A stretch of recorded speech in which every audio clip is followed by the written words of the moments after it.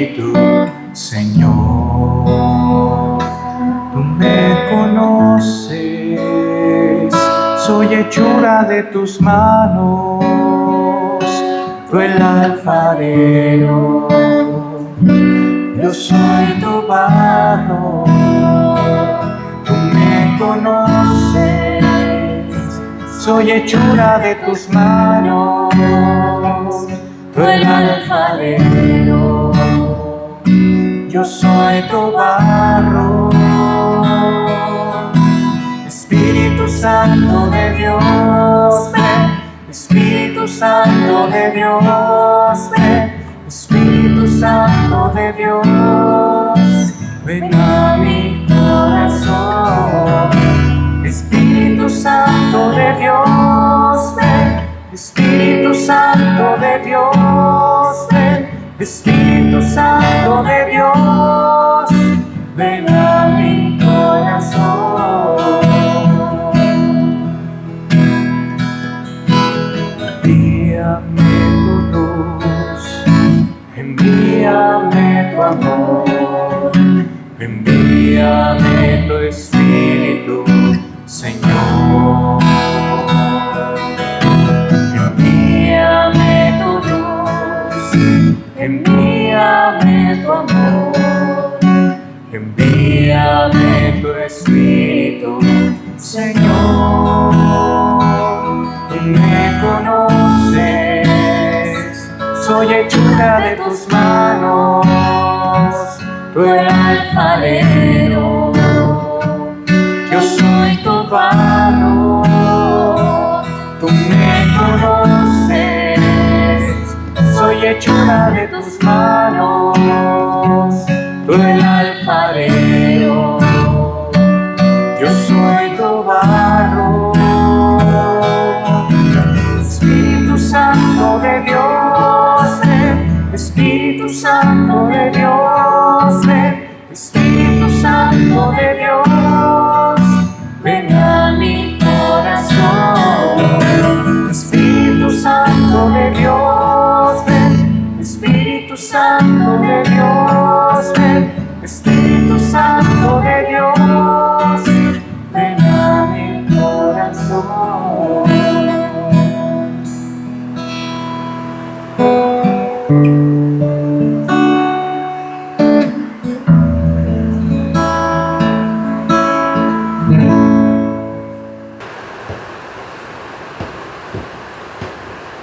Comenzamos con estas meditaciones del libro de La mujer que venció al mal, del padre Gabriel Amor.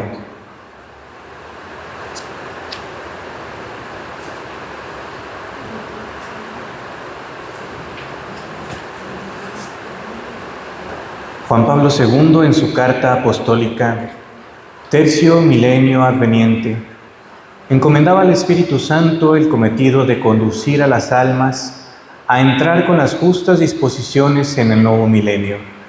Y continuaba: confío esta tarea de toda la Iglesia a la materna intercesión de María, Madre del Redentor. Ella, la Madre del Amor Hermoso, será para los cristianos del tercer milenio la Iglesia, la estrella que guía con seguridad sus pasos al encuentro del Señor. La humilde muchacha de Nazaret, que hace 2000 años ofreció al mundo del Verbo encarnado, oriente hoy a la humanidad hacia aquel que es la luz verdadera, la que ilumina a todos los hombres. Es hermoso pensar en María como en la estrella que nos conduce con seguridad al Señor. Los magos siguieron la estrella y encontraron a Jesús con su madre. Pidamos a la Virgen que nos lleve de la mano y nos guíe. En estas páginas que constituyen el quinto libro que escribo sobre María, siguiendo la estela de la Sagrada Escritura y de la enseñanza eclesiástica, he tratado de recorrer este camino que nos hace conocer a la Madre de Jesús y Madre nuestra. El conocimiento de la Madre nos lleva al conocimiento del Hijo, porque Dios ha dispuesto que la relación entre María y Jesús fuera mucho más allá de la relación natural, para que la Virgen fuese la primera redimida, la primera discípula, la primera colaboradora de su divino Hijo. Ruego al Señor que bendiga este modesto trabajo para que, si es de su agrado, pueda hacer algún bien. Padre Gabriel Amor. Meditación: la mujer nueva. Cuando cada año, el 8 de septiembre, la Iglesia celebra la fiesta litúrgica de la Natividad de la Virgen María, el pensamiento más repetido es que surge la aurora, anunciadora del día. La Natividad de la Virgen prefigura el nacimiento de Jesús. El Concilio Vaticano II se expresa con una frase felicísima sobre el nacimiento de la Virgen. El capítulo 8 de la Constitución sobre la Iglesia, Lumen Gentium, dedicado por entero a la Virgen María, afirma en el número 55: con ella, excelsa hija de Sión, tras la larga espera de la promesa, se cumplen los tiempos y se instaura una nueva economía. Para comprender el papel de María y cómo su aparición supuso un giro decisivo en el desenvolvimiento del plan salvífico, conviene adelantar algún concepto sobre el plan divino de la creación y, por ende, sobre la absoluta centralidad de Cristo. Él es el primogénito de todas las criaturas. Todo ha sido hecho para Él y con vistas a Él. Él es el centro de la creación, el que recapitula en sí todas las criaturas, las celestes como los ángeles y las terrestres como los hombres. En cualquier caso, creo que Jesús se habría encarnado y aparecido triunfante en la tierra, pero es difícil decirlo. La realidad es muy otra. Tras el pecado de nuestros progenitores, que esclavizó al hombre a Satanás y a las consecuencias de la culpa, como el sufrimiento, cansancio, enfermedad o muerte, Jesús vino como Salvador para redimir a la humanidad de las consecuencias del pecado y reconciliar con Dios todas las cosas, en el cielo y en la tierra, por medio de su sangre y de la cruz. Todo ha sido creado en vista de Cristo.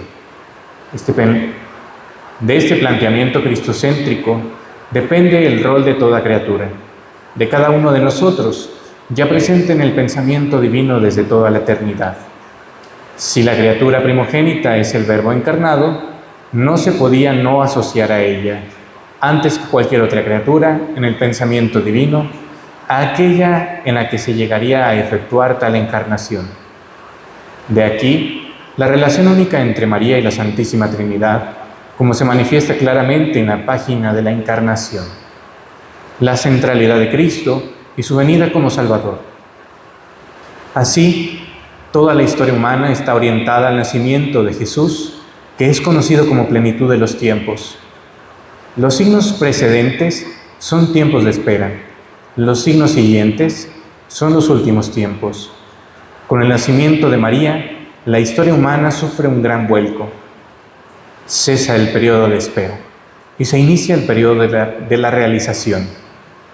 Ella es la mujer nueva, la nueva Eva. De ella procede el Redentor y en ella se da inicio al nuevo pueblo de Dios. Los primeros padres como Justino o Ireneo ya recurren a la comparación Eva-María. Eva, madre de los vivos. María, madre de los redimidos. Eva da al hombre el fruto de la muerte.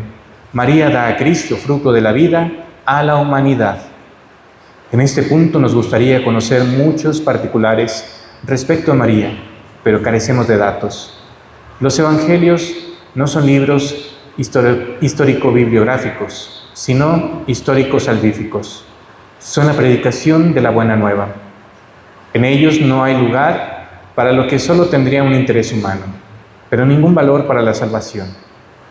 Por eso faltan tantas noticias que nos interesarían a nosotros, por su valor bibliográfico, pero que no tienen gran importancia alguna con respecto con el mensaje que han querido transmitir los evangelistas. Proponemos algunas de estas preguntas carentes de respuesta segura, pero a las que podemos aproximarnos. Al menos podemos darnos cuenta de ciertas opciones de los evangelistas. ¿Cuándo nació la Virgen?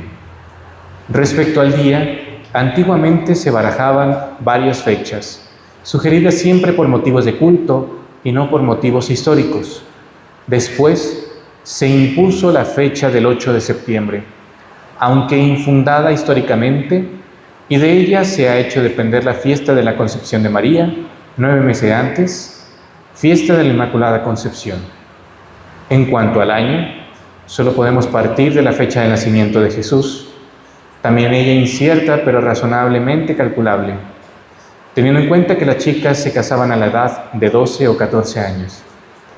Puede resultar sugestivo pensar que la Virgen naciera en el año 20 a.C., cuando Herodes el Grande comenzó la reconstrucción del Templo de Jerusalén. Es sugestivo porque así, mientras el hombre construía el templo de piedra, Dios se preparaba su verdadero cuerpo, templo de carne. Pero eso es lo probable, aunque sea una fecha que se aproxima a la real que no conocemos. ¿Dónde nació la Virgen? Entre las diversas ciudades a las que se podrían asignar para el nacimiento de María, las dos más probables se disputan este honor son Jerusalén y Nazaret. Ambas gozan de una tradición muy antigua, con pruebas arqueológicas y culturales. Nos inclinamos por Nazaret, dado que es allí donde encontramos a esta humilde doncella, rodeada del máximo ocultamiento. Pueblo de media altura que contaba entonces con unos 200 habitantes que vivían en grutas, a cuya entrada se podían añadir una habitación. Fuera de las líneas de comunicación, a Nazaret no se le nombra nunca en el Antiguo Testamento, ni en el Talmud, ni en Flavio Josefo. ¿Es posible que de Nazaret sale alguna cosa buena? Le preguntará Natanael a Felipe. De María tampoco sabemos a cuál de las 12 tribus de Israel o familia pertenecían. Sin duda, a una tribu muy humilde, pues en caso contrario, Lucas nos lo habría dicho. Dado que tiene el detalle de recordarnos la familia de Isabel y de la anciana Ana, las otras dos mujeres de las que se habla en el Evangelio de la infancia. Dios aprecia la humildad y el escondimiento, no sabe qué hacer con las grandezas humanas, con lo que cuenta a los ojos de los hombres. Reflexiones acerca de María, más humilde y sublime que criatura alguna, según expresión de Dante. No poseía ningún título de grandeza humana, todo su valor depende de haber sido elegida por Dios, de haber desempeñado un rol superior a cualquier exaltación humana, y de haber correspondido siempre plenamente con inteligencia y libertad a las expectativas de su Señor. Reflexiones sobre nosotros. También cada uno de nosotros ha sido pensado por Dios desde la eternidad y debe ganarse ese título de salvación, para sí y para los demás, que Dios le asigna y hace conocer a través de las circunstancias de la vida, así como a través de los talentos, bienes materiales y personales, que ha recibido de su Señor. Nuestra grandeza depende de cómo correspondemos y somos a los ojos de Dios.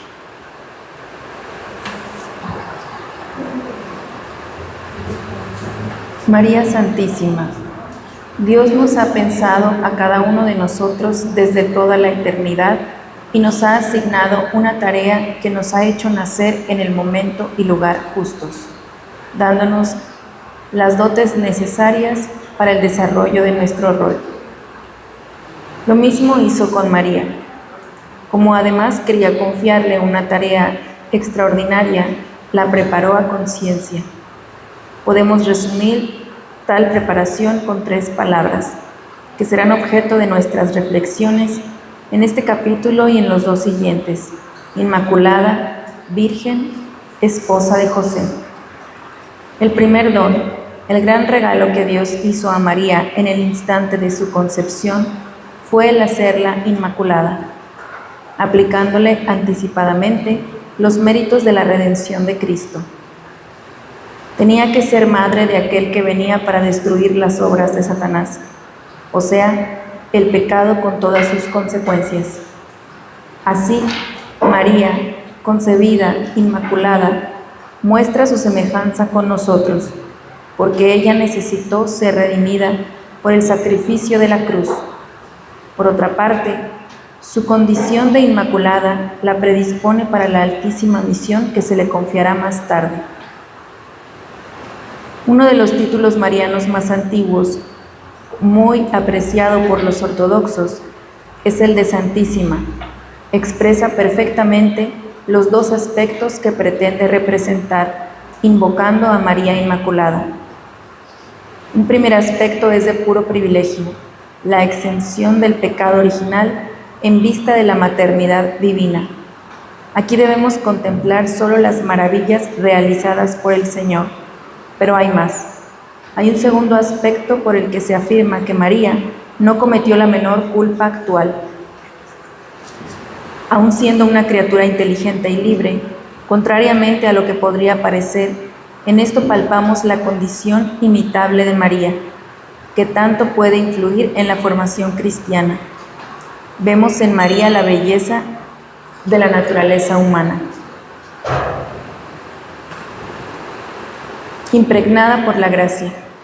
La Inmaculada es un ideal que nos atrae, sin deslumbrarnos ni alejarnos de la figura de María, sino que nos impulsa a su imitación con la gracia bautismal, con las gracias actuales y la lucha contra el pecado. Una de las faltas más grandes de la mentalidad moderna contra la humanidad es la de querer abolir el sentido del pecado y de la tremenda presencia de Satanás. Así se ignora la redención, que es la victoria de Cristo sobre el pecado y el demonio. Se deja al hombre hundido en su miseria y no se le ayuda a levantarse, a hacerse mejor, a recobrar su belleza original de criatura hecha imagen de Dios. La Inmaculada nos dice: yo soy así por la gracia de Cristo y por mi correspondencia a la misma. También tú, correspondiendo a la gracia, debes aspirar a vencer el mal y a purificarte cada vez más. La Inmaculada no es un ideal abstracto, formado simplemente para contemplarlo, es un modelo a imitar. Es hermoso asimismo recorrer el largo camino que llevó a la definición dogmática de la Inmaculada Concepción en 1854. La sensibilidad de los creyentes intuyó inmediatamente la santidad completa de María y la ensalzó conforme a su profecía. Desde ahora me llamarán bienaventurada todas las generaciones. Nótese ahora, al proclamar a María Santísima, se pretendía subrayar sobre todo que nunca había cometido culpas actuales, y en tal sentido se pronunció el Concilio de Trento. Pero ya anteriormente la reflexión y la convicción del pueblo de Dios habían ido más allá, intuyendo que la santidad total de María era incompatible con la culpa original, por lo que debía haber sido excluida de ella. Era preciso profundizar la reflexión bíblica y teológica acerca de esta verdad. Sabemos que los dogmas son puntos firmes, que no bloquean los estudios y enriquecimientos, sino que los orientan en el sentido justo. Sabemos que la proclamación dogmática de una verdad significa que está contenida en la Sagrada Escritura, pero no todas las verdades están contenidas con la misma claridad. Algunas han sido afirmadas explícitamente. Piénsese, por ejemplo, en la resurrección de Cristo. Otras están contenidas solo de modo implícito y hacen falta tiempo y luz del Espíritu Santo para ponerlas en evidencia. Por eso no sorprenden las vacilaciones y dificultades. Es sabido que Santo Tomás de Aquino era contrario a la Inmaculada Concepción, porque temía que de este modo la Virgen estuviera excluida de la redención. Para ella habría sido una ofensa, no una exaltación. La duda real, bien fundada, había que resolverla, y la resolvió Duns Scoto, comprendiendo que María debía su exención del pecado original a los méritos de Cristo, que se le aplicaron previamente. Así, María es el primero y más bello fruto de la redención. Otra pregunta que con frecuencia se ha planteado es esta: si la Virgen fue tentada por Satanás y si habría podido pecar, la Virgen, como todos nosotros, tenía ciertamente ese don de libertad que nos ha dado el Señor y que representa en todas las criaturas superiores. En el pasado, cuando se acostumbraba a exaltar los privilegios, Se pensaba que María tenía una imposibilidad moral de pecar en cuanto a las tentaciones del demonio, como las tuvo Jesús. Así ciertamente, aunque el Evangelio no hable de ello, las tuvo también María, pues tal es la condición de la humanidad, incluso antes de la culpa original. Hoy, que se insiste menos en los dones extraordinarios, se suelen poner de manifiesto los aspectos más humanos de María, su duro camino de fe y sus continuos sufrimientos. En esta insistente, la encíclica Redemptoris Mater de Juan Pablo II, pero se formulan también dos consideraciones. La condición de pecado no es necesaria para la libertad. Los ángeles y los santos son plenamente libres, pero impecables. Segunda, a la Virgen se le aplicó enteramente la redención de modo previo. También en nuestro caso, la redención logrará su pleno cumplimiento cuando, una vez alcanzada la gloria celestial, aún permaneciendo criaturas inteligentes y libres, no tendremos ya la posibilidad de pecar. Reflexiones sobre María. Correspondió perfectamente a la gracia que se le concedió en plenitud, concebida inmaculada en vista de la maternidad divina. Fue la más fiel, oyente y discípula de su Hijo. La santidad de María, que la aproxima a Jesús lo más posible, para una criatura humana, no la eximió en absoluto del duro camino de la fe, del sufrimiento y de las cruces más dolorosas. Sobre nosotros, la Inmaculada Concepción nos estimula a la lucha incesante contra el pecado, nos exhorta a mejorarnos a nosotros mismos y a hacer de nuestra vida un camino de conversión y purificación, para tender a esa santidad a la que Dios nos llama. Jesús nos invita a ser santos como su Padre, perfectos como su Padre, misericordiosos como su Padre. La Inmaculada nos dice que, con la gracia divina es posible conseguir acercarse a la santidad de Dios en la medida que se le consiente a una criatura humana.